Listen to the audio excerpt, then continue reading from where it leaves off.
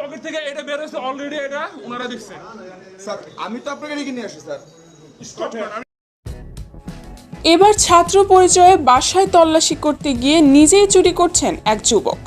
তবে তিনি কোনো বিশ্ববিদ্যালয়ের সমন্বয়ক কিনা সেটা এখনো জানা যায়নি। রাজধানীর মোহাম্মদপুরে এক বাসায় তল্লাশির ঘটনা ঘটেছে। জানা যায় প্রথমে একটি শিক্ষার্থী দল সেই বাসায় দুদক পরিচয়ে তল্লাশি করতে যায়। তবে তাদের কথাবার্তায় ভিন্ন কিছু মনে হলে বাসার মালিক ফোন দেন সেনাবাহিনীর কাছে। এক পর্যায়ে সেনাবাহিনী, পুলিশ এবং ছাত্র সমন্বয়কদের একটি দল এসে পৌঁছায়। এসে তারা তল্লাশি শুরু করে, আর তখনই ধরেন তল্লাশি করা এক ব্যক্তিকে।